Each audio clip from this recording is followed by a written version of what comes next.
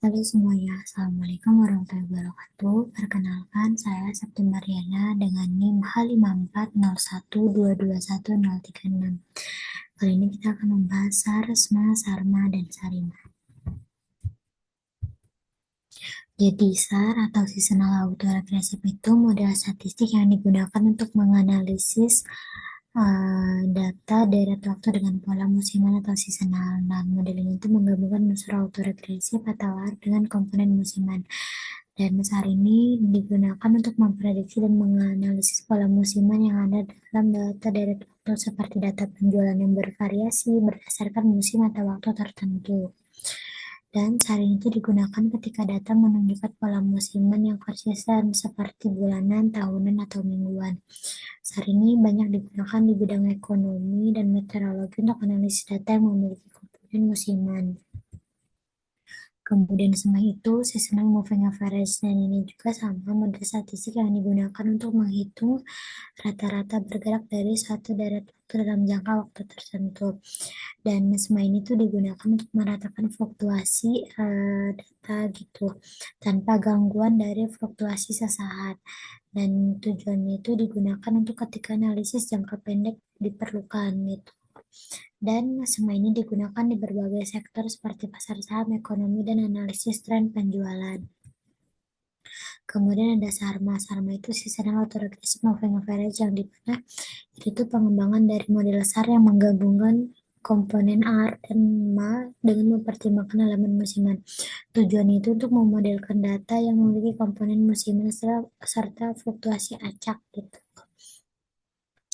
Kemudian selanjutnya Sarima. Sarima itu Seasonal Autoregressive Integrated Moving Average, yang dimana Sarima itu model ARIMA yang mengandung faktor musiman, di mana musiman itu mengatakan bahwa data itu memiliki kecenderungan mengulangi pola tingkah gerak itu dalam periode musim. Tujuan Sarima itu untuk menganalisis data yang tidak hanya memiliki musiman tetapi juga tren jangka panjang. Dan Sarima digunakan ketika data deret waktu menunjukkan tren jangka panjang setelah musiman. Kemudian selanjutnya, mengapa sih model SAR, SMA, SARMA, dan SARIMA ini sangat penting? Yang pertama itu, model SAR itu penting karena untuk mengatasi pola musiman dan prediksinya lebih akurat dalam pengelolaan bisnis dan keuangan. Kemudian model SMA itu penting karena untuk menyaring fluktuasi jangka pendek, analisis tren sederhana, dan pencegahan overreaction. Kemudian pentingnya model SARMA itu untuk menggabungkan autoregressive dan moving average, dan sehingga modelnya itu lebih fleksibel dan peramalannya itu lebih kompleks. Nah, sedangkan pentingnya SARMA itu yang pertama untuk menangani tren jangka panjang, meningkatkan akurasi peramalan, dan modelnya itu lebih komprehensif untuk data yang tidak stasioner. Jadi model SARMA ini itu cocok untuk data yang tidak stasioner. Selanjutnya ada preparing data dan cleansing data, yang dimana data preparation dan data cleansing itu tuh dua tahap penting dalam analisis data. Data preparation sendiri itu proses mempersiapkan data mentah untuk diolah dalam analisis atau pemodelan.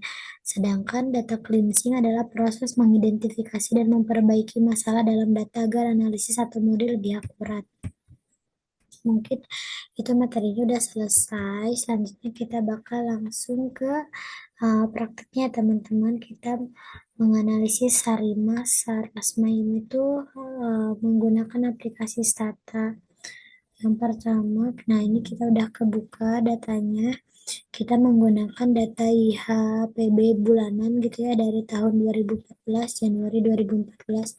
IHPB itu indeks harga perdagangan besar. Nah, yang pertama-tama itu kita copy dulu semua datanya ini. Data IHPB hanya data angkanya aja teman-teman.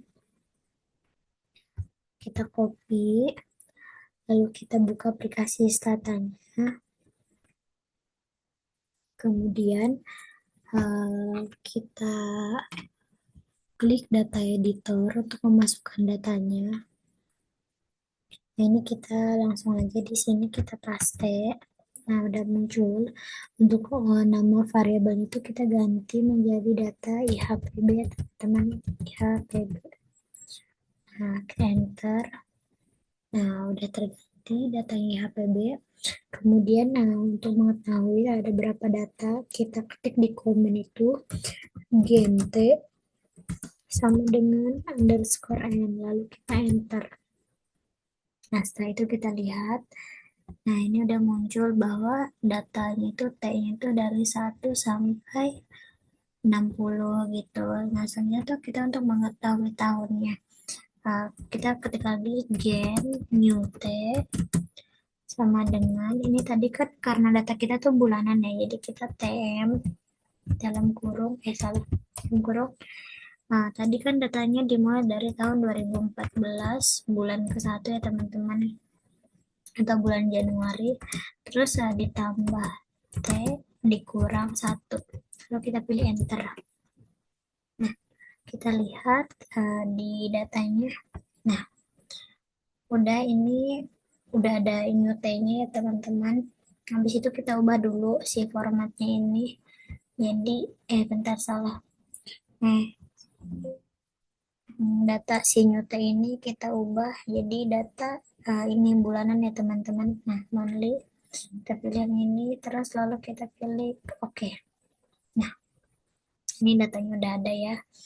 Dari 2014 bulan 1 sampai 2018 bulan 12. Selanjutnya kita t-set new T aja, t-set sama. Nah, betul sama ternyata ya teman-teman. Datanya itu dari 2014 sampai 2018 bulan Desember dengan deltanya itu 1 bulan. Nah, yang pertama-tama itu untuk mengetahui datanya tuh stasioner atau enggak, kita pilih statistik, terus kita pilih time series, kita pilih graph, lalu kita pilih line plots. Nah, kita create, kita pilih IHPB, kita set, kita klik OK. Kita tunggu beberapa saat ya teman-teman. Nah, ini sudah muncul bahwasannya data IHPB itu datanya mengandung tren ya dalam jangka panjang gitu. Dan musiman pun tidak terlihat ya, sangat kecil sekali pola musimannya ya. Ini lebih banyak data ini data tren ya teman-teman. Nah, kemudian kita juga untuk mengetahui stasioner yang berdasarkan uji tes ADF-nya teman-teman. Kita klik lagi nih statistik, kita pilih statistik, lalu kita pilih time series, kita pilih tes, lalu kita pilih augmented decay fuller unit root test ya ADF-nya. Kita pilih variabel, kita pilih IHPB, lalu kita klik OK. Nah, ditunggu ya teman-teman. Nah, ini udah muncul ya teman-teman bahwasanya data ini tidak stasioner ya, karena si T statistiknya ini tuh lebih besar daripada si critical value-nya. Dan nilai Z-nya pun lebih besar daripada 0,05 gitu. Nah, agar stasioner maka kita melakukan differencing ya teman-teman. Caranya sama, ini tinggal di copy aja teman, udah full HPB ini. Copy. Terus kita paste, terus ini tambahin aja di depannya dia titik ya. Dan langsung kita enter. Nah, udah muncul teman-teman. Sekarang datanya udah stasioner di mana tes statistiknya itu lebih kecil daripada nilai critical value. Dan si nilai alpanya ini tuh lebih kecil daripada 0,005 gitu teman-teman. Nah, selanjutnya kita akan melihat autocorrelation-nya ya teman-teman. Kali ini kita ketik manual aja. Ketik AC, karena datanya stasioner di ini kan di mana di differencing pertama, berarti kita ketik d dot ihpb teman-teman. Nah, udah seperti ini, langsung kita enter aja teman-teman. Nah, ini di sini datanya langsung keluar ya, dimana ini udah di differencing pertama gitu, berarti tadi udah ketahuan nilai I-nya itu 1. Dan ini nilai autocorrelation itu kita karena nggak ada yang keluar dari batas, berarti di angka 0 gitu. ACF ini tuh, AC itu menunjukkan nilai MA atau kecil gitu. Ini tuh di angka 0. Nah, kemudian untuk Q besarnya itu kita lihat di setiap leg ke-12 gitu kan. Satu, nah ini kan 10 nih di sini. 10 ini 11, 12. Nah, ini karena nggak melewati garis ini, dan di leg ke-24 juga sama, nggak lewat dari si batasnya, berarti kita simpulkan bahwasanya nilai Q besarnya itu 0, teman-teman. Nah, udah mengetahui itu, hanya kita cari tahu nilai AR atau P kecilnya, teman-teman, dengan ketik PACD dot IHPB, langsung di enter aja. Nah, alhamdulillah, nah ini udah muncul ya, teman-teman, dimana ini tuh datanya, ini kan, ini data yang ke satu nih, nilainya itu pas, berarti itu di leg pertama dan langsung masuk ke dalam itu di leg kedua. Berarti ini bisa disimpulkan nilai PACF-nya atau nilai R-nya itu tuh satu gitu, teman-teman, atau P kecilnya satu. Nah, untuk nilai P besarnya sendiri kita lihat di setiap leg 12 ya, teman-teman. Nah, di leg ke-12 ini tuh keluar, teman-teman. Berarti nilai P besarnya itu tuh 12 gitu. Kemudian kita lihat lagi di leg ke-24 dia masuk ke dalam ya, betul. Berarti nilai P besarnya itu ada di angka satu gitu. Nah, ini udah ketahuan. Eh, kita langsung aja. Oh iya, kita ketik statnya dulu. Kita pilih statistik. Lalu kita pilih time series ya, teman-teman. Kita pilih ini nih, Arima atau Aramax model ya, teman-teman. Kita tunggu aja, nah masih ada. Ntar kita angkat dulu. Nah, di sini kita masukkan dependent variabelnya itu berarti tadi IHPB ya, teman-teman. Lalu kita pilih P kecilnya tadi kan, nilai si AR-nya itu satu ya. Nilai out, nilai P. Oke, nilai P kecil itu tadi satu. Kemudian kita tadi di differencing pertama. Dan tadi nilai MA atau nilai Q kecilnya ini ya, apa sih? 0, teman-teman. Kemudian di model yang kedua itu untuk sarimanya sama P besarnya tadi kita ada di leg ke satu. Kemudian di D-nya pun di differencing pertama, terus seasonal leg-nya itu tadi di ke 12, teman-teman. Nah, ini kita klik OK aja. Nah, kita tunggu. Nah. Hmm. Dan bisa dilihat ya, teman-teman, bahwasanya nilainya itu memenuhi ya, di mana di bawah 0,05 gitu. Tapi kita lihat dulu nilai IC-nya gitu kan. Kita ketik stat. Nah, di sini itu datanya tuh dengan nilai AIS itu 152,7871 gitu. Ini termasuk salah satu yang besar ya. Tapi kita coba model lain aja, teman-teman. Kita ini aja, kita salin yang tadi ya, Arina Sarina ini. Kita copy. Terus kita paste. Terus kita ganti, coba kalau misalkan si arahnya itu 0. Ya. Terus seasonalnya tadi di satu sih sebenarnya, tapi saya coba di 0 dulu. Coba kita pakai model 010 100012 ya, teman-teman. Lalu kita enter. Ternyata kalau misalkan di sini datanya jadi enggak ini ya, jadi lebih ini, lebih jelek istilahnya gitu ya, dibanding data yang satu 1011012 gitu, teman-teman. Nah, kita coba lagi, teman-teman. Di model tadi kan udah 110. Ya udah 010. Coba sekarang S-nya 0,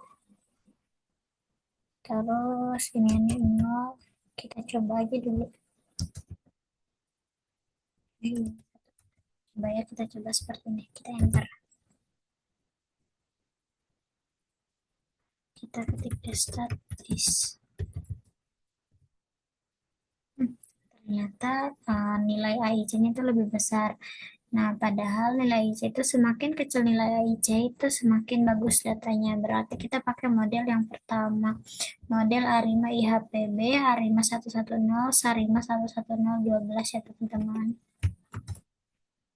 Ini kita masukin lagi aja datanya, terus kita enter.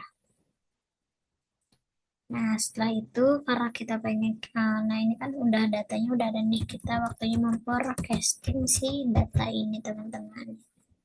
Caranya gimana? Kita klik statistik, lalu kita pilih time series, kita pilih setup dan utility, lalu kita pilih add observation ya teman-teman. Kita pilih angkanya itu, kita karena jangka pendek ya, kita pilih 6 bulan aja teman-teman. Kita oke kan. Nah, udah T-span. Nah, ketika tinggal kita ketik di komen itu predict apa sih forecasting IHPB, forecasting.ihpb, berarti teman-teman semua forecastingnya kan yang udah turun ya, berapa sih IHPB. Kita coba dulu ya, aku salah atau enggak kita. Dynamic dalam kurung TM dalam kurung lagi teman-teman. Tadi kan terakhir 2018 ya, kita tahu pengen tahu itu di 2019, berarti di bulan ke 6 ya terakhir. Ditutup kurung, lalu kita pilih enter. Nah, sekarang kita lihat di datanya teman-teman, di forecasting ini.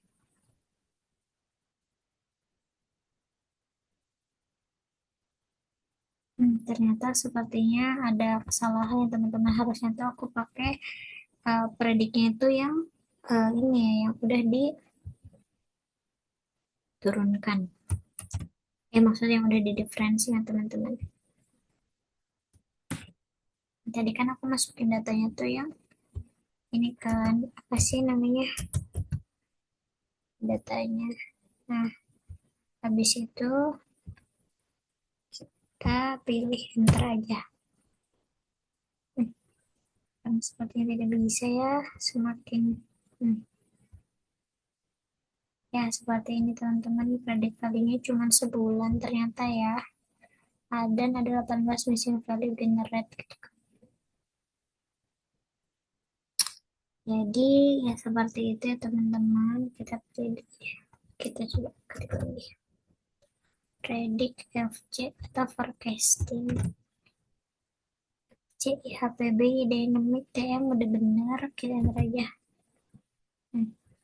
Datanya udah di define, kita lihat dan ini yang ke detect itu bisanya cuman di si data ini aja nih pada tahun 2019 bulan ke-1 teman-teman, di forecastingnya bisanya, berarti entahlah ini kenapa, tapi gak apa-apa. Setelah itu coba kita lihat di ini ya grafiknya gimana, kita lihat, kita pilih grafik, lalu kita pilih end plots, create, kita pilih FCIHPB, kita set, kita oke kan.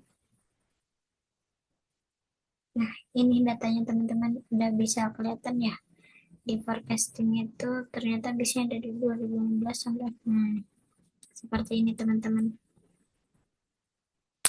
Mungkin sekian dari saya, itu cara tadi, tata cara nge-forecasting ya teman-teman, dan untuk mengetahui nilai Sarima yang baik. Itu mungkin dari saya, terima kasih. Wassalamualaikum warahmatullahi wabarakatuh. Semangat teman-teman, terima kasih sudah menyaksikan, semoga bermanfaat.